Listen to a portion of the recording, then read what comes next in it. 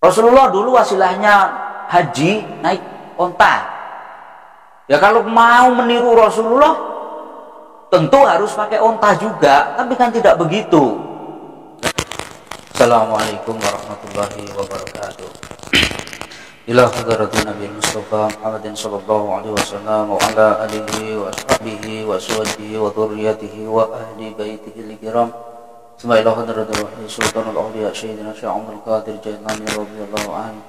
Suma hadratir ruh salih fi hadzal kitab Kiai Haji Muhammad Hasyim Asy'ari usulihim wa furu'ihim Anallaha yu'li darajatahum fil jannah wa yu'idu alaina min barakatihim wa karamatihim wa asrarihim wa anwarihim fid dini wa dunya ila al-akhirah. Sya'ulillahi lahumul fatihah. A'udzu billahi minasy syaithanir rajim. Bismillahirrahmanirrahim. Alhamdulillahi rabbil alamin arrahmanir rahim maliki yaumiddin.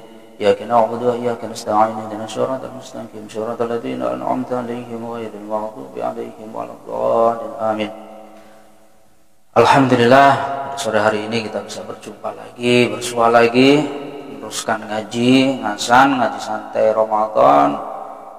Pada sore hari ini kita masih membahas tentang bab bid'ah, meneruskan bahasan kemarin yang masih panjang bahasannya ke belakangnya.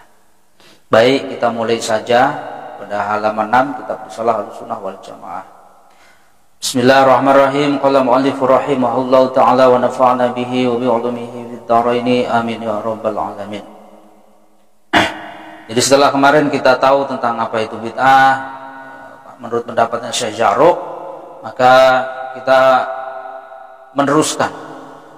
Qala berkata siapa Syekh Jarruk, wa mawazinuha, dan bermula timbangan yang dipakai untuk bid'ah itu salah satun ada 3. Al-awwalu, yang pertama itu ayun zoru, agar dilihat fil amril al-muhdasati, di dalam perkara yang baru.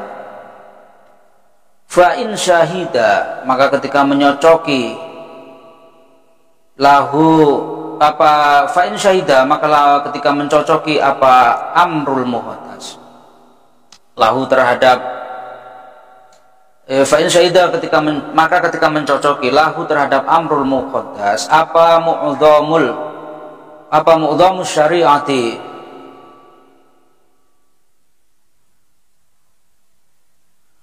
sebagian besar syariat, wa asluha, dan aslinya syariat, falaisa, maka tidak ada apa al-amrul muhdas, itu tidak ada itu bid'atin, disebut bid'ah. Wa ingkana, dan ketika ada apa amrul muhdas itu memang dari barang ya'ba, yang tertolak apa ya'ba, yang tertolak apa zalika, itu tuh tadi amrul muhdas bikuli wajhin, dengan setiap pandangan atau pendapat, fahuwa, maka bermula amrul muhdas itu batilun, batil, wa dhalalun, dan dhalal. Wa ingkana, dan ketika ada apa amrul muhdas itu memang setengah dari barang, tarojaat, maka kembali fihi, di dalam amrul muhdas apa al-adillatu, dalil, wa tanawalat, dan memperoleh atau mendapati hu pada amrul muhdas apa subhatu, perkara subhat, wastawat, dan menjadi samar fihi, di dalam amrul muhdas uktubirat fihi apa al-wujuhu, pandangan, uktubirat, maka diambil iktibar apa wujuhu, arahnya amrul muhdas, maka perkara tarojaha, yang sudah jelas apa min dzalika, terhadap itu tadi amru muhdas, rujiat, maka dikembalikan apa amrul muhdas ilaihi, terhadap Jadi perkara yang baru itu tidak serta-merta menjadi sesuatu yang bid'ah, menjadi sesuatu yang dilarang. Tidak. Tetapi perkara yang baru itu tadi harus dilihat dulu. Jadi al-awwal ayunzara fil amril al-muhdas. Jadi tidak semua perkara yang baru itu bisa disebut bid'ah. Ketika memenuhi kriteria ini maka tidak bisa disebut bid'ah. Jadi fa in syahida lahu mu'dhamu syari'ah wa asluha falaysa bid'ah. Maka ketika perkara yang baru itu mencocoki sebagian dari syariat atau mencocoki aslinya syariat, maka perkara baru itu tidak bisa disebut bid'ah. Satu contoh yang mudah yang sering kita lakukan adalah tahlilan. Tahlilan itu mencocoki sebagian syariat atau mencocoki aslinya syariat atau tidak. Dilihat dulu, jangan kemudian menuduh bahwa tahlilan itu bid'ah karena itu perkara baru, Rasulullah tidak pernah mengerjakan, sahabat tidak pernah mengerjakan. Ini konyol orang yang bilang begitu. Ada orang bertanya ketika Rasulullah wafat, ada nggak yang menahlilkan? Ini pertanyaan bodoh. Siapa yang berani nahlilin Rasulullah? Ada orang bertanya begitu. Ketika Rasulullah wafat, ketika Sayyidah Fatimah wafat, ketika Khadijah wafat, ada nggak yang nahlilin? Ini konyol.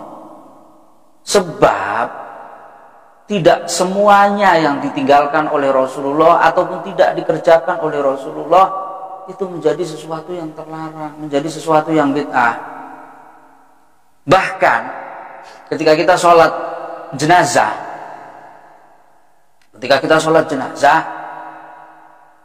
kita berdoa, Allahumma in kana muhsinan fazidhu fi ihsanihi wa in kana musian fatazawwaz an sayyi'atihim. Ini kita mendoakan jenazah, tapi kita akan menjadi kafir ketika berdoa itu di hadapan jenazahnya Rasulullah. Tidak boleh berdoa seperti itu. Kok wa in kana muhsinan, enggak yakin bahwa Rasulullah itu orang yang maksum, orang yang dijaga oleh Allah. Artinya apa? Rasulullah itu tidak perlu ditahlili. Rasulullah tidak perlu dibacakan tahlil seperti yang sekarang ini. Orang Rasulullah sudah maksum, sudah dijamin oleh Allah. Jadi tahlilan ini ada usulnya, bukan tidak ada usulnya. Ada usulnya dalam syariah, apalagi dalam furuknya syariah. Kenapa? Karena ada kaidah dalam fikih, lil wasail hukmul maqasid. Terhadap wasilah itu terdapat hukum tujuan. Jadi wasilah itu tergantung tujuannya. Kalau tujuannya sunnah maka menjadi sunnah hukumnya wasilah. Kalau tujuannya wajib maka wasilah itu menjadi wajib. Contoh, orang mau naik haji butuh wasilah kendaraan. Kendaraan apa saja bebas, tidak mesti cocok atau tidak mesti mencontoh Rasulullah. Rasulullah dulu wasilahnya haji naik onta. Ya kalau mau meniru Rasulullah tentu harus pakai onta juga, tapi kan tidak begitu. Wasilah itu terserah. Kita mencari yang paling gampang, yang paling mudah. Maka ketika naik haji itu menjadi sesuatu yang wajib, maka wasilahnya, penunjangnya juga menjadi wajib. Apa saja, punya duit yang banyak menjadi wajib kalau mau naik haji. Apa? Naik kendaraan menjadi wajib ketika kita mau naik haji. Kalau zamannya Rasulullah pakai unta, maka sekarang karena zaman sudah modern pakai pesawat. Apa kemudian lantas naik pesawat dituduh bid'ah? Kan tidak.